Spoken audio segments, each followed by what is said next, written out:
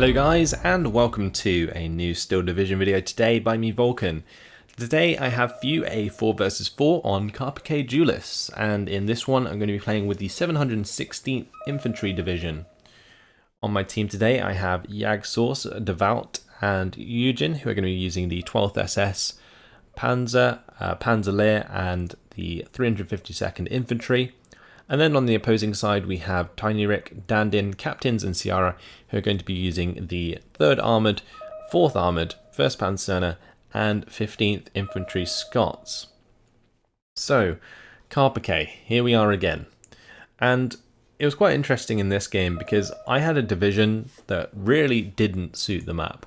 On my stream, people suggested the 716th and this map in combination.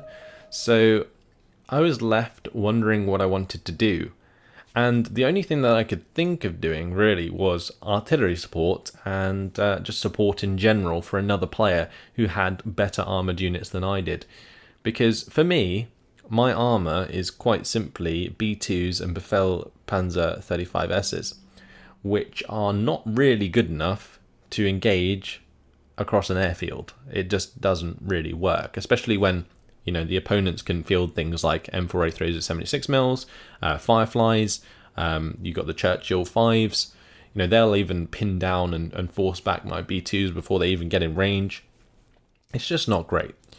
And the other thing I can do is flak 88s and pack 40s, but again, if the Churchill 5s are microed properly, they can engage those from out of range if they have adequate recon, which is actually quite easy to do on this map based on how open it is. Your recon can generally see quite a lot of stuff coming.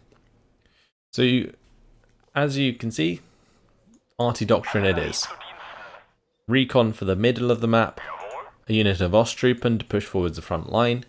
I have a pack 40 just because it's the only unit that's useful at the start of the game on the front line. I have an IG-18 just to kill any infantry in the open. Yeah, and then double Panzerhaubitze Lorraines with the 150mm guns. Quite simply, very lacking, like frontline forces. I barely have any infantry out. That's like 500 points, and it doesn't look like very much at all, and it isn't. The main reason I can do that though is because it is Carpiquet, and my pack 40 will be able to cover the open very well indeed.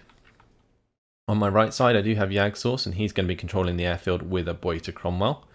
And on the far right, it's up to Eugen to try and do well with the 352nd, although against all of these armoured divisions, it's not going to work out too well. The 15th Infantry Scots obviously is an infantry division, but the Churchills are still pretty damn deadly. So it was a pretty long deployment. I think it took us a while to sort out exactly what we were going to do. On the left side, Devout's going to be controlling here. We did do the standard sort of 4-lane setup, but as we move on into the game, that does become like blurred lines, and we do find that we're sort of just working together to try and make the push happen. Because both myself and Devout actually, it's a pretty weak early game, and I was kind of expecting Ciara and Tiny Rick, who we end up going up against, to identify that and push on us relatively hard. But I think we had enough units in the right places in order to sort of do damage and dissuade them. So you'll see that come up as we continue into the game. So all of my units getting into position. And this was a very interesting game for mainly one reason, and that was because I'm playing like a full-on artillery doctrine in this game. It's not often that you actually get to do that, because generally if you do that, you lose a lot of your front line very quickly, and bad things start to happen. They catch up to your artillery can't really pin down the enemy units in time, and you just lose the game based off that. But in this case, again, because it's such an open map, there's no better thing to do really than just bring in the Lorraines, because the rest of my frontline forces are just terrible in this situation.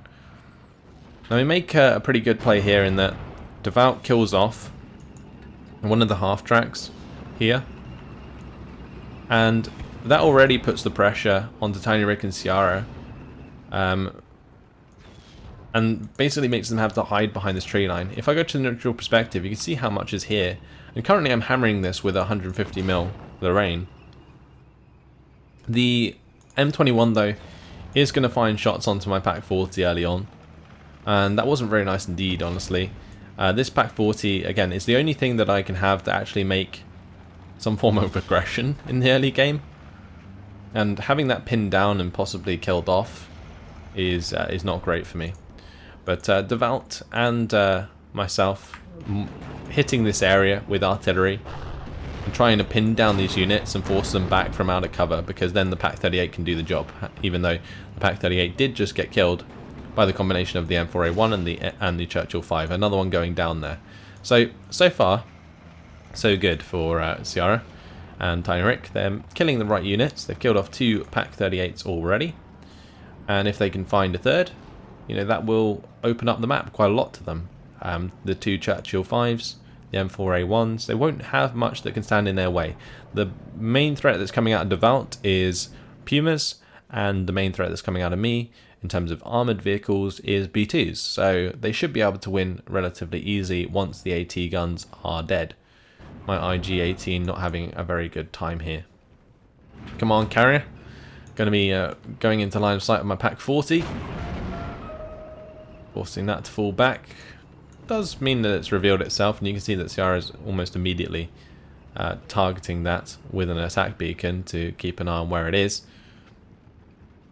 But so far, 50-50 across the board. We are nearly 4 minutes into the game, and no significant progress made on either side. Eugen's having a bit of a hard time against the Cromwell 6 Stuart combo over here. But that is a very nice kill there from an unvetted Pak 38. Killing the Stuart is massive. Very nice indeed.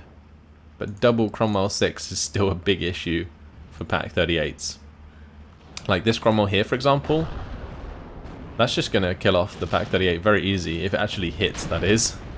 3-star Pak 38 can get the kill though, since the Cromwell 6 is in range. And does. What? That's crazy. Big mistake there from captains, actually, to allow that to happen. M21 mortar now coming down. So taking out at least one of the Cromwells there is really nice indeed.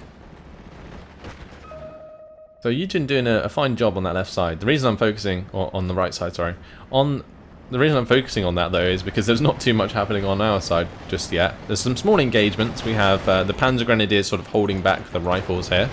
We have the MG carrier being forced back by the 251 and the Pak 38. But other than that, it's quite simply the Puma just hammering some units. 251's mortaring away. My Lorraines are still firing. Quite simply just trying to keep these M21 mortar carriers pinned down from Tiny Rick to stop them from killing our artillery. Or not artillery, but our AT guns and infantry. Because without our AT guns and infantry, we're very, very open to attack. Like a Churchill 5 M4A1 push would crush through our defences right now. By the way, on this right side, M21 mortar carrier still trying to find the shots onto the Pak 38s, but the Pak 38's hanging about, and Jagdsource now going to be rolling up his Firefly to help out against the Staghounds and the Cromwell 6. So this is interesting because Dandin has an M18 Hellcat here, and that could penetrate a Firefly at max range, but the Firefly is a lot more likely to penetrate a Hellcat at max range, so this engagement is going to be something to watch out for. Pak 38 also sneaking up onto the Cromwell here. Transmission damage. Jagdsource bringing in this Firefly is really, really helpful for Eugen's units, because on his own I don't think he would be doing too well. So it looks like Jagdsource just, you know, holding this side, going to be helping Eugen. Meanwhile, over where we are, Puma's going to be engaging more infantry. Lorraine's still firing away into this artillery, or into this armour. Trying to pin down the M4A1s before they attack, because I know that is a pretty damn big threat at the moment. So I'm deciding to roll up a Pak, or Flak 88, and hopefully that can find some one-shot kills onto these M4A1s before the Churchill 5 does anything about it, because you can see here the M4A1s did just kill off the Puma, and Devant's artillery half-track or mortar half-track is in trouble and is going to go down. So as soon as our front line crumbles like this, we're in a pretty bad spot, and my Fusiliers are slowly but surely being spotted by scouts running forwards here. But here we go, 88 has arrived. It's going to cause an internal fire onto the M4A1. Churchill 5 is not quite in range of the 88, so I find one kill there. My RT is still firing away. It's just time to get my 88 into range of the M4A1. Double M21 mortar carriers are going to be moving into line of sight of my 88. But I'm just, trying to get the pin there with the Lorraine. Like, if that Lorraine can land a shot into the middle of these M21s, it's going to start doing a lot of morale damage and make their shots really inaccurate against my 88 that's currently just trying to wheel away as fast as possible. So really, really nice job there by the Lorraine to get that pinning done. I'm also now rolling up some Pak 37s. Now these aren't very good at all, but at least they sort of provide some sort of threat at close range, and that will hopefully stop our opponents from pushing into this sort of residential area.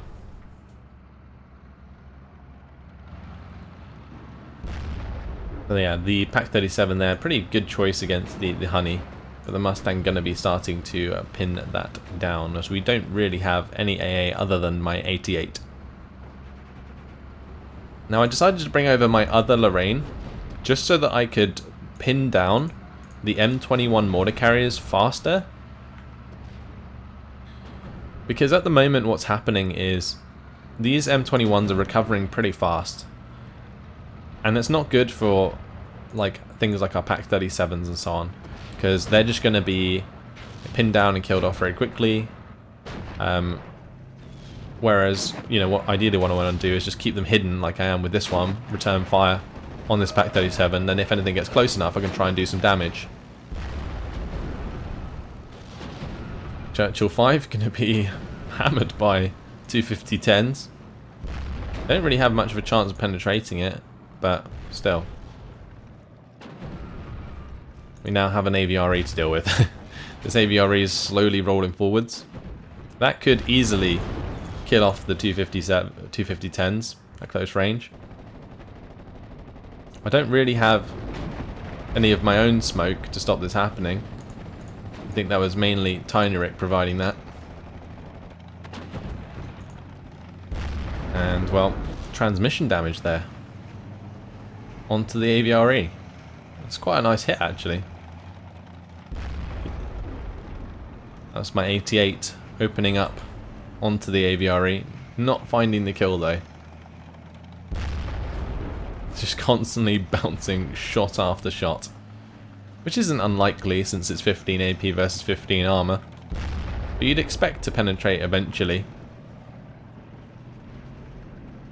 I believe Ciara made a comment in the chat at this point how lucky this AVRE was to be alive, just literally bouncing 88 after 88.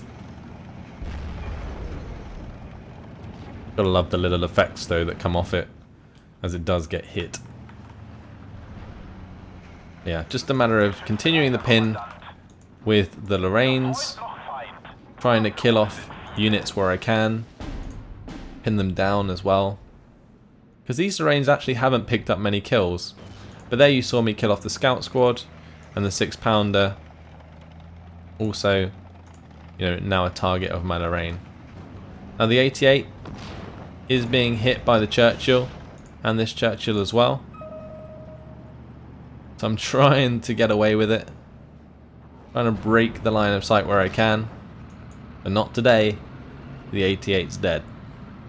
Now that is quite scary because it opens up quite a lot of the map, but multiple Marder 1s are on the way and supporting Devant's Königstiger. Since we haven't really had to do too much in the early phases, it seems as though the Vult has managed to save enough points to bring in a King Tiger as soon as we've reached Phase B.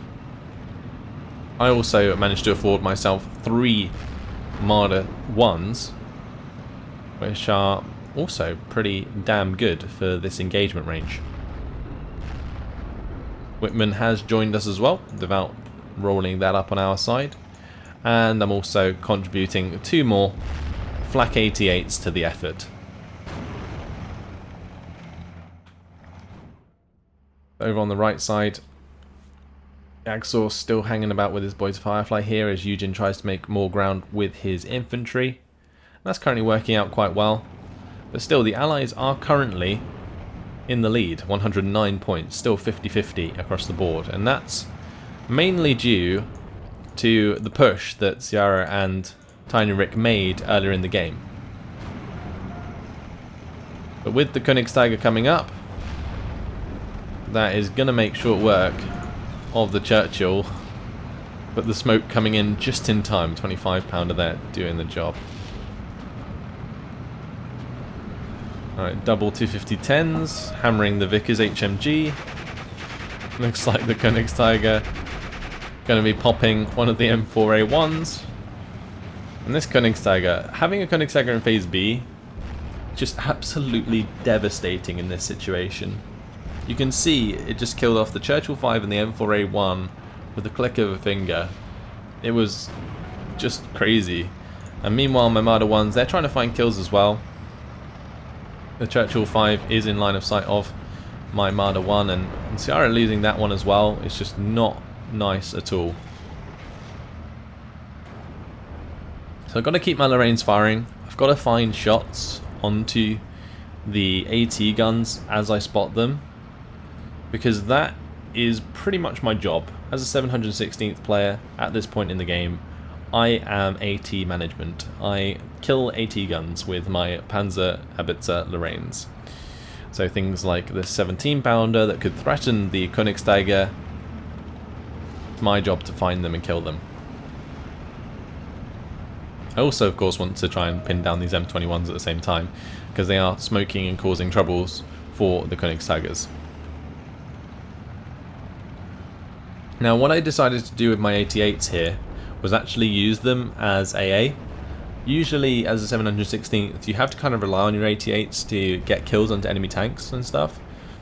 But in this case, because I have a Panzer Lehr playing with me, I can actually be relatively conservative with my 88s, keep them out of range of 1200 meter Churchills and stuff, just hold them back and then have them just attack, move forwards from the back line, and if they ever reach the front then so be it. Before the Tiger has arrived, that's going to be popping the poor old honey there. The ABRE somehow is still alive, but soon will be faced by either a Panzerschreck or the Königstiger. The Exhaust going to be bringing in the Focke-Wulf 190 to bomb out the 17 pounder before it does too much damage. Now I have lost, I think, one of my Marder 1s so far. I believe an AT gun hit it. But yeah, I was quite simply trying to spot every AT gun as we went and allow the Vult to be aggressive with the armor that he had here. Right, meanwhile, while this is going on, Whitman's actually fast moving over to the middle of the map and over to the right side. So he's done his job. Basically decided that the Königstiger can work things out over here. Jumbo versus Königstiger. That Jumbo doesn't stand a chance of penetrating. Bringing the B1 there. It's going to kill one of the M21 mortar carriers. However, 3 Mustangs come out. Captains with the Mustang Mark III. Tiny Rick with the 2 Mustang P51 Mustangs. And yeah, that's a dead HS-129. My 88's not going to be able to save that one. But that is both M21s killed. We took out one with the HS-129 there.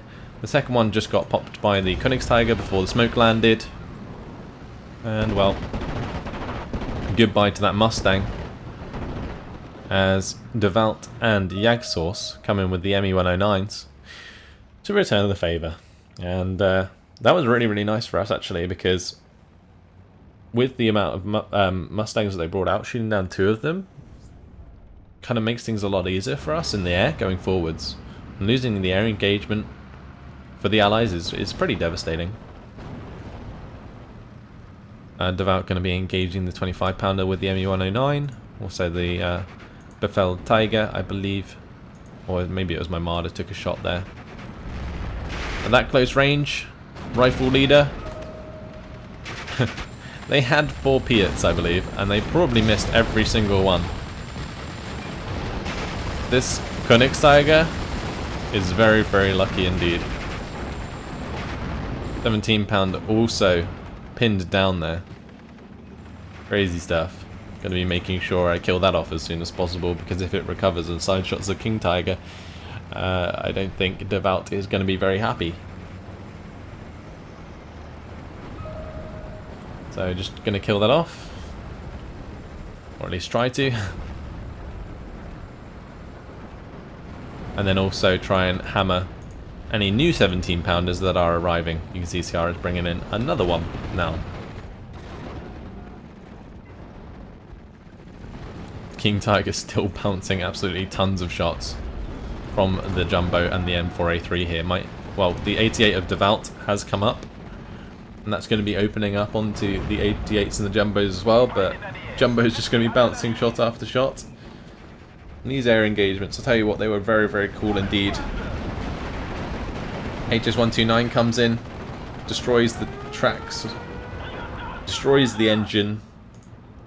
That's going to be more than enough to pretty much take that Jumbo out of the game, even with the ability to sort of repair your Jumbo in that situation.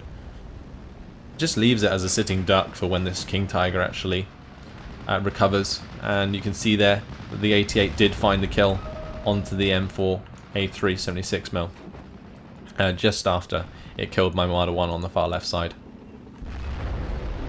Now 2 Honeys coming out to cover on this left side did just get wrecked by the Befeld Tiger here. And my Lorraines are busy pinning down the 17-pounder there. But that's not going to get our shot off either. And you can see how much that saved the Befeld Tiger from a 17-pounder to the face. So really, really nice indeed getting those shots down. New M5 gun now on the field. So this Jumbo, not long for this world. Königsjäger hitting that, Befeld Tiger hitting that, and there we go. Eventually the kill coming about. Black 41, line of sight onto the Achilles. Not an engagement that the Achilles wants, since the 88 definitely has a decent chance of penetration there. But I just thought this was really cool, because this is like the airfield barracks, right? And having all of the 88s like defending this is just really, really nice. You could just imagine there actually being 88s around this airfield if it was controlled by the Germans. So on the right side, things still relatively even. With the Sextons coming in here, they're probably making things very hard for Eugen. But there is, of course, Jagdsource, who has a lot of resources, like the Boy to Firefly and Whitman and so on. Myself working with Devout on this left side has worked out very nicely. At the beginning I was a little bit worried because the armoured divisions could definitely have ran us over quite hard and pushed us back, but it didn't happen, so we kind of got away with it, and now we've pretty much become this unstoppable force. We moved into Phase C, where Devout has 150 points per minute, and my Lorraines have been alive for the entire game, so I haven't really lost too much. I've lost my Marders, which was, again, the only thing that I really had to sort of assist. And, yeah, this one's like the only one left alive. And he doesn't have any HE, so he can't fire at, like, infantry anymore. He's just quite simply there as a tank killer. And I'm going to be bringing up a couple of B2s now, just to sort of be meat shields, I guess, more than anything. Throw them into the fire and see what happens. Pack 40 also being brought up as a close range sort of fire support, I guess, just because it's all I have to engage at 1,200 meter range after I lost my Martyrs. The other thing I'm doing here as well, I'm getting some suicidal infantry up to screen the tanks of Devout. He doesn't really want to be running into any command infantry again like this. You can see the rifle leader that can use, you know, a Piat, for example, to take out a tank, and therefore me bringing up Ostrupen like this and just throwing them in all the tree lines and bunkers and stuff stops them, or stops the tanks from being ambushed unnecessarily. And because of the amount of 88s I have and Devout's Flak 36 here, we do force back this P47 quite easily. I also managed to find direct hit there and get the kill. The beauty of having this many 88s, I guess. And the enemy air force doesn't stand a chance. They can try and like arty us like they're doing. You know, they do have the 25 pounders and priests that actually outrange my Lorraines quite a lot. But at the end of the day, I can bring in a lot of 88s, and I'm not exactly buying anything else right now other than maybe these B2s just to again throw into the fire. But the Königstiger, I mean, there's nothing really that can stop that out in the open. This Befehl Tiger on the left side is in a pretty bad spot. Two 17 pounders, well, 17 pounder and an M5 gun. Not good. Opel Blitz munition here did get captured by the Recce, which was quite interesting. Like amongst all our units, the Opel Blitz munition was just like, nope, just gonna fight for the other side now. Don't mind me. Don't mind the fact that I'm surrounded by you guys. I'm just gonna change team. All right. So random. Puma there though going down to the 17 pounder as well, and it's just a matter of getting my artillery into range of those guns so that we can continue to move forwards. Currently I'm just trying to get Pool from behind this tree patch here so that it doesn't find a side shot into the Königstiger. Because this is the biggest threat really to Devout and his King Tiger, is like these units can hide behind tree lines like this, pop out side shot King Tiger, or maybe just shoot them at close enough range that they actually have penetration value. Here, I tell you what, this King Tiger was very lucky. The 17 pounder did not penetrate. Quite risky though, as he is now being fired upon from multiple directions. M5 gun opening up M4A 376mm from the right side at the same time. Crazy stuff. B2 is going to be opening up onto the M5 gun, which is pretty nice actually. I never expected the B2 to actually get into range to fight, to kill anything. It started to do some damage. 17 pounder though. Gonna get the crew wounded there and find the kill very shortly. This Opel Blitz munition just didn't want to fight anymore. It's just done. All due to the Recce being close by. It's quite funny. I've never really seen that happen before like that. Very amusing indeed. Typhoon AT comes in, slams the Marder 1. King Tiger has managed to get out of there. Spitfire Mark 9 coming in. That's going to be forced back. And I also managed to get my ME-109 G0 to shoot it down, so that's good. Okay, let's go back to my point of view. You can see that the Königstiger is now has a friend. There's a second King Tiger on the field. A 3-star King Tiger that is quite simply just killing these 17 pounders. I also have my Lorraine now firing at this tree line as well. Hopefully, you know, pinning down the 17 pounders and allowing the Königstiger to sort of rush them down, which is not something you'd often see. But either way, my Ostrupen are arriving, kind of getting stuck behind the King Tiger at this point, but are there basically to push into that tree line and find those ET guns before they can be an issue. Double Lorraine just, you know, firing towards that right now. This King Tiger now safe to roll up to the right side and take on the M4A3 and Jumbo here, as there is now the King Tiger on the far left side to cover that side. And there goes one of the pieces of artillery, so that's good as well. Allows my Pack 40 to help out. Pushing into these armoured rifles briefly. I also have this ME-109 G6R6 just floating about, 2-star veterancy, just to prevent any like future airstrikes from things like the Typhoon ATs and stuff.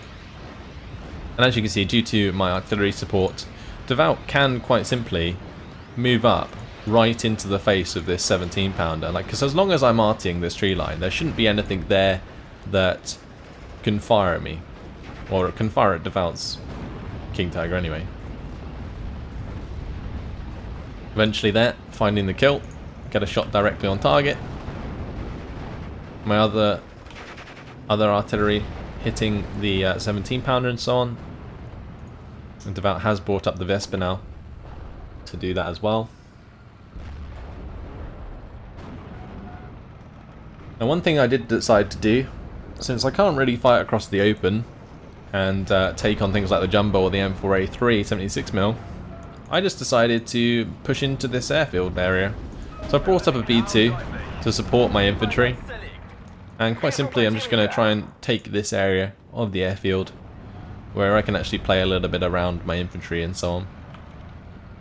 This Marder 1 still alive, surprisingly.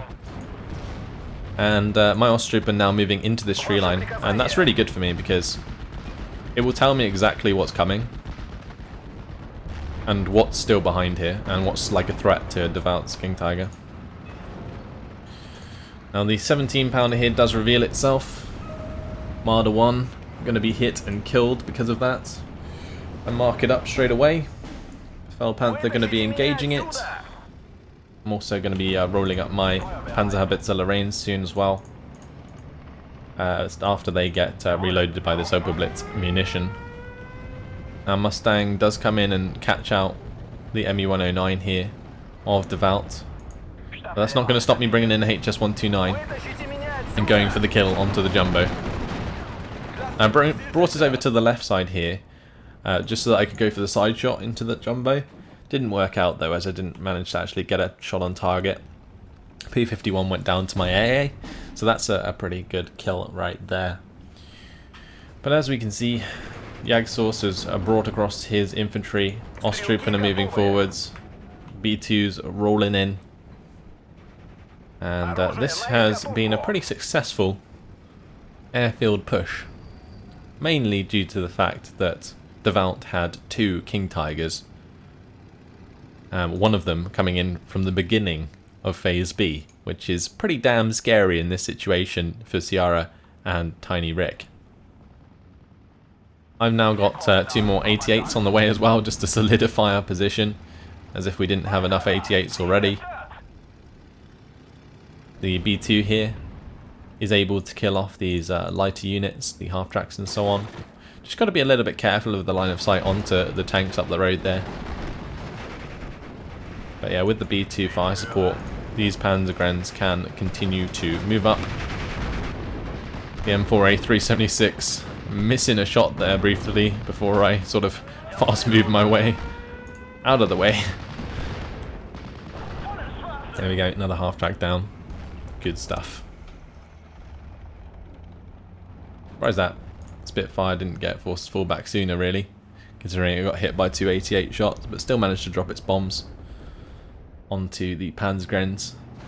My B2's actually sort of moved back, almost into line of sight here. But Ciara there is going to surrender. Tiny Rick also surrenders. And basically the enemy team sort of decided to concede this game, because there wasn't much point really fighting on anymore. We have a +2. It's not going to get any better for the opponents, although Ciara's AT gun there going to be finding the kill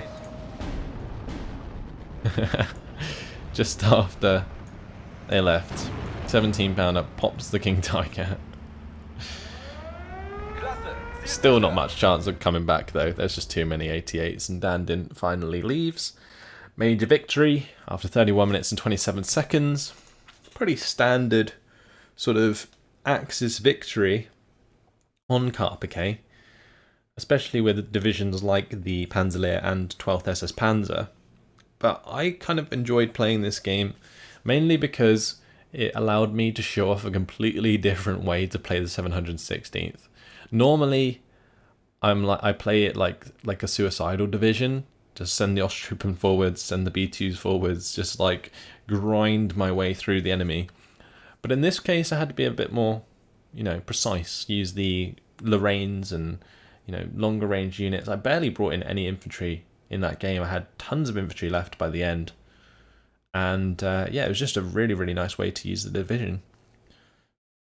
And keeping all of those 17-pounders and enemy AT guns pinned for the majority of the game really allowed De Woudt to play around that, and it worked out very well. It was good teamwork. You can see just how many AT guns the Lorraines actually killed. 17-pounder M5 gun, 6-pounder M1 gun, 6-pounder, 2 17-pounders there. Marder 1s came in, picked off a few things, picked off the Churchill 5, which paid itself off, which was nice. 88 took out a couple of planes for me. I also shot down one with the Me-109 G0, and that's pretty much a lot. A few other kills in there.